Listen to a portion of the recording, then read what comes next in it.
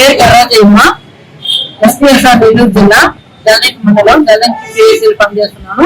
ఆ పనిచేస్తున్నప్పుడు నాకు దానికి కొంచెం పొరవయ్యి ఆ పొర విషయంలో నేను జనస్రావు గారిని ఆశ్రయించాను. అక్కడ ఆయన ఏం చెప్పారు, ఆ లాయర్ దగ్గర నేను కేసు కట్టమని వెళ్ళాను.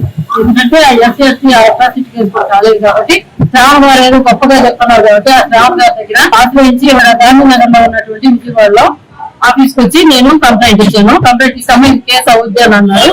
కానీ కేసు అవుతున్నప్పుడు ఎస్సీ ఎస్టీ వాళ్ళకి మాత్రం ఒక పేమెంట్ అది 50,000 తక్కువ తీసుకోరన్నారు. తర్వాత అదర్ క్యాస్ట్ అయితే 1,00,000 రూపాయలు అని చెప్పారు. సరే సార్ ప్రస్తుతం నేను 10,000 తెచ్చుకున్నాను, 10,000 తీసుకోండి, తర్వాత నేను మిగతా 40,000 ఇంటికి ఫోన్ పే చేస్తానంటే అసలేం ససేమో ఒప్పుకోలేదు. 50,000 వేసిందాన్ని నేను కేసు టేకప్ చేయను అన్నారు. సరేలేని చెప్పేసి మేము ఇంటికి వెళ్ళిన తర్వాత ఆ మరుసటి రోజే 50,000 నేను ఫోన్ పే చేశాను. 50,000 ఫోన్ పే చేసిన తర్వాత కేసు టేకప్ చేయట్లేదు. నెలలో రోజులు గడిచిపోతున్నాయి తప్ప అతను కేసు ఏం ముందుకు రానివ్వట్లేదు. ఆఫీస్ లో కలిసి మళ్ళీ మాట్లాడితే ఇది కేసు ఇదిగమ్మా అవుతుంది అని చెప్పి లేకపోతే అట్లా మా వైపు తిప్పినట్టు చూపిస్తారని మళ్ళీ అది తిప్పుకుంటారు. అది మాకేం అర్థమైంది, మా వైపు ఉండేవాళ్ళని లాయర్లకైతే అర్థమైంది కానీ మాకే అర్థం కాదు కదా. అందుకని సార్ ఏమైంది మీ గురించి చాలా గొప్పగా విని మీ దగ్గర కేసు ఇట్లా డిలేట్ చేస్తున్నారు, ఏం సార్ పరిస్థితి కానీ అతను ఏమి టేకప్ చేయలేదు. నేను ఇచ్చిన ఫార్మేట్ మొత్తం వచ్చి కేసు పెట్టిందని మళ్ళీ డాక్యుమెంట్ ఇన్ఫర్మేషన్ తెలియజేసి అతను వాళ్ళ కుటుంబంలోకి అయిపోయి నా కేసు క్రియేట్ చేశాను. సార్ నేను ముందు నేను కేసు మాట్లాడుతున్నాను కదా, 50,000 ఇచ్చాను కదా, 50,000 ఇచ్చినప్పుడు నా కేసు టేకప్ చేయకుండా నన్ను ఎందుకు ఇబ్బంది పెట్టలేదు సార్ అని చెప్పిందంటే నేను మళ్ళీ నాకు 1,00,000 ఇస్తే కనుక నేను టేకప్ చేస్తానన్నా. మళ్ళీ 1,00,000 రూపాయలు తీసుకున్నాను.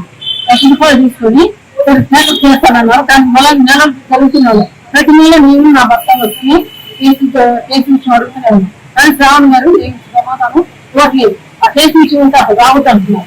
నా దగ్గర డబ్బులు తీసుకుని 50,000 ఫోన్ పే చేసుకుని 1,00,000 రూపాయలు డబ్బులు తీసుకుని నా కేసు టేకప్ చేయని డాక్టర్ని అన్యాయం చేసి న్యాయం మాట లేదు అతని దగ్గర పేరుకు మాత్రం అంటానే కానీ అది న్యాయం లేదు.